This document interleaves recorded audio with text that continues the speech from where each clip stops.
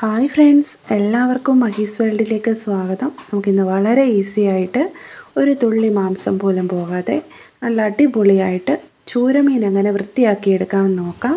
അതിനായിട്ട് ഞാനിപ്പം 1 കിലോ വരുന്ന ഒരു ചൂരയാണ് എടുത്തിട്ടുള്ളത്. അടുത്തതായിട്ട് നമുക്ക് നല്ല മൂർച്ചയുള്ള ഒരു പിച്ചാത്തി വേണം.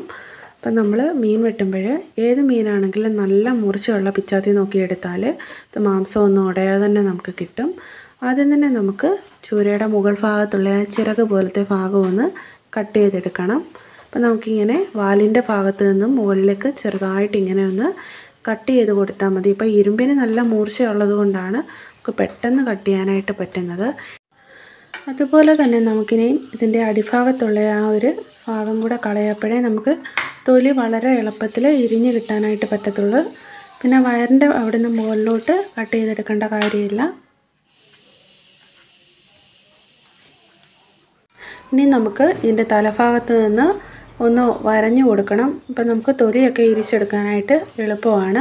രണ്ട് സൈഡ് നമുക്കിങ്ങനെ ഒന്ന് വരഞ്ഞു കൊടുക്കുക. ഒരുപാടങ്ങ് ആഴത്തിൽ വരേണ്ട, ചെറിയതായിട്ട് തൊലി ഭാഗം ഒന്ന് മുറിഞ്ഞ് കിട്ടുന്ന രീതിയിൽ വരഞ്ഞിട്ട് തൊലിയുടെ സൈഡിൽ നിന്ന് നമുക്ക് പിച്ചാത്തി ഉപയോഗിച്ച് തന്നെ ഇങ്ങനെ ഒന്ന് വലിച്ചെടുത്താൽ മതി. അപ്പം പെട്ടെന്ന് തന്നെ ഉരിഞ്ഞെടുക്കാനായിട്ട് പറ്റും. തല മുറിച്ച് കഴിഞ്ഞിട്ട് നമ്മൾ ഉരിയുമ്പം ഇത്തിരിയും കൂടെ പ്രയാസമാണ്, നമുക്ക് പിടിക്കാനൊന്നും പറ്റത്തില്ല. അപ്പം കണ്ടില്ലേ, വളരെ എളുപ്പത്തിൽ നമുക്ക് തൊലി ഇരിച്ചെടുക്കാനായിട്ട് സാധിക്കും. നമ്മളൊരു അരമണിക്കൂറോളം ഫ്രീസറിലൊക്കെ വെച്ചതിന് ശേഷം ഇങ്ങനെ തൊലി ഉരിച്ചെടുക്കുകയാണെങ്കിൽ ഒന്നും കൂടി എളുപ്പമായിരിക്കും.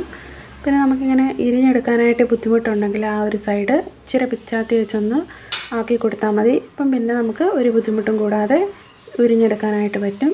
അങ്ങനെ അധികം ദശയൊന്നും പോകാതെ നമ്മൾ തൊലിയൊക്കെ ഇരിച്ചെടുത്തിട്ടുണ്ട്. പിന്നെ വയറിൻ്റെ സൈഡിൽ നിന്നൊക്കെ ചിലപ്പോൾ ഇച്ചിരി തൊലിയൊക്കെ പോകാൻ സാധ്യതയുണ്ട്, അത് കുഴപ്പമില്ല. നമുക്ക് പിന്നെ അല്ലെങ്കിൽ കട്ട് ചെയ്തിട്ട് എടുത്താൽ മതി. അതിൻ്റെ ആ വയറിൻ്റെ ഉൾഭാഗം ഒരു മഞ്ഞ കളർ കാണുന്ന ഭാഗത്ത് ഇച്ചിരി കയ്പ്പ് കൂടുതലായിരിക്കും ചൂരയുടെയൊക്കെ. ചിലരതുകൊണ്ട് ആ ഭാഗം എടുക്കാറില്ല. ഇനി നമുക്ക് ഇതേ രീതിയിൽ അതിൻ്റെ അങ്ങേ സൈഡിലും തൊലി ഒന്ന് ഉരിച്ചെടുക്കാം. നമുക്ക് കുറച്ച് വയറിൻ്റെ ഭാഗത്തുനിന്ന് ഇങ്ങനെ ഒന്ന് തൊലി ഇരിഞ്ഞപ്പം മാംസം പോയിട്ടുണ്ട്. നമുക്ക് പിന്നീട് ഒന്ന് കട്ട് ചെയ്തെടുത്താൽ മാത്രം മതി. ഇനി നമുക്ക് അടുത്തായിട്ട് തലഭാഗം ഒന്ന് മുറിച്ചെടുക്കാം. നമ്മൾ തലഭാഗം എല്ലാം മുറിച്ചു. അതിന് ശേഷം വാലിൻ്റെ ഭാഗം കൂടി ഒന്ന് മുറിച്ചെടുക്കാവുന്നതാണ്.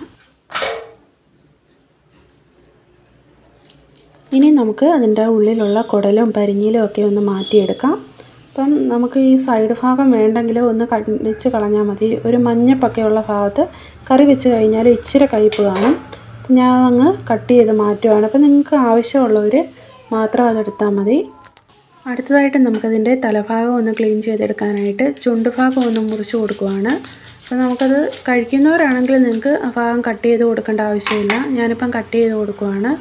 അപ്പോൾ നമുക്കിത് പെട്ടെന്ന് തന്നെ ഇതിൻ്റെ അകത്തുള്ള അഴുക്കും പൂവും എല്ലാം വലിച്ചെടുക്കാനായിട്ട് നമുക്കിങ്ങനെ കട്ട് ചെയ്യുന്നത് കൊണ്ട് എളുപ്പമായിരിക്കും. അപ്പോൾ ഇതിൻ്റെ അകത്തിലെ അഴുക്കെല്ലാം നമ്മൾ എടുത്ത് കളയുവാണ്.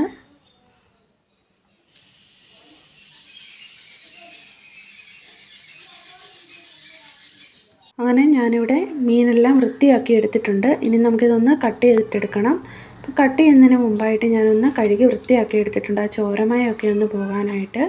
അപ്പം ഞാൻ പിച്ചാത്തിയൊക്കെ ഒന്ന് വേറെ എടുത്തിട്ടുണ്ട്. ഇച്ചിരിയും കൂടെ മൂർച്ചയുള്ള ഒരു പിച്ചാത്തിയാണ് എടുത്തിട്ടുള്ളത്. അധികം വീതിയൊന്നും ഇല്ലാത്തത് എടുക്കുമ്പോഴാണ് നമുക്ക് നല്ല വൃത്തിയായിട്ട് കട്ട് ചെയ്യാനായിട്ട് സാധിക്കുന്നത്. പിന്നെ എനിക്ക് അത്രയും വലിയ പിച്ചാത്തി കൊണ്ട് കട്ട് ചെയ്തെടുക്കാനായിട്ട് ഇച്ചിരി ബുദ്ധിമുട്ടാണ്.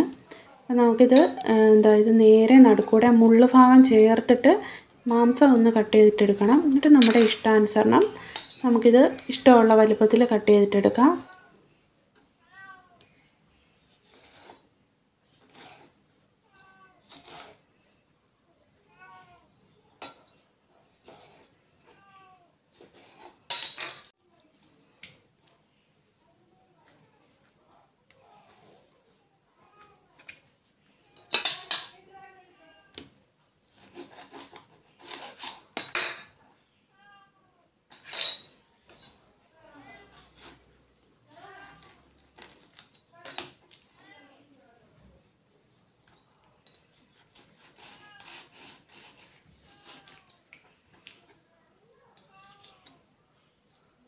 അടുത്ത കഷ്ണവും നമ്മൾ ഇതേ രീതിയിൽ കട്ട് ചെയ്തിട്ടെടുക്കുവാണ്.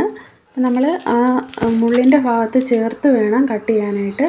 എങ്കിലും അതിൽ കുറേ മാംസമൊക്കെ ഇരിപ്പുണ്ട്. അപ്പോൾ നമ്മൾ അതും കളയുന്നില്ല, അതും കട്ട് ചെയ്ത് കറി വെക്കാനായിട്ട് ഉപയോഗിക്കാറുണ്ട്.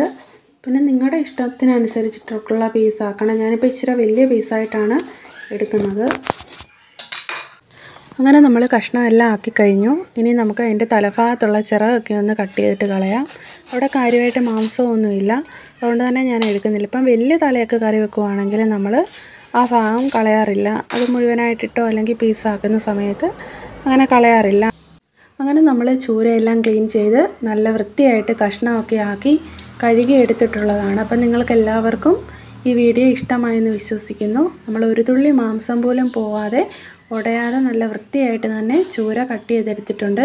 ഈ രീതിയിൽ തന്നെ കേരയും മോതയും അങ്ങനെയുള്ള കഷ്ണമീനൊക്കെ നമുക്ക് വൃത്തിയാക്കി എടുക്കാവുന്നതാണ്. അപ്പോൾ നിങ്ങൾക്ക് എല്ലാവർക്കും ഈ വീഡിയോ ഇഷ്ടമായെങ്കിൽ എൻ്റെ ചാനലൊന്ന് സബ്സ്ക്രൈബ് ചെയ്യുക. കൂടാതെ തൊട്ടടുത്തുള്ള ബെൽ ബട്ടൺ കൂടി ഒന്ന് എനേബിൾ ചെയ്യുക. എങ്കിൽ മാത്രമേ ഇതുപോലെയുള്ള കൂടുതൽ വീഡിയോസ് നിങ്ങളിലേക്ക് എത്തുകയുള്ളൂ. അപ്പോൾ നിങ്ങൾക്ക് എല്ലാവർക്കും ഈ വീഡിയോ ഇഷ്ടമായെങ്കിൽ ഒന്ന് ലൈക്ക് ചെയ്യുക, കമൻറ്റ് ചെയ്യുക. അപ്പോൾ ഇതുപോലെയുള്ള കൂടുതൽ ക്ലീനിങ് വീഡിയോകളൊക്കെ ചാനലിൽ അപ്ലോഡ് ചെയ്തിട്ടുണ്ട്. അതും കൂടെ കണ്ട് സപ്പോർട്ട് ചെയ്യുക. മറ്റൊരു വീഡിയോയുമായിട്ട് വീണ്ടും കാണാം.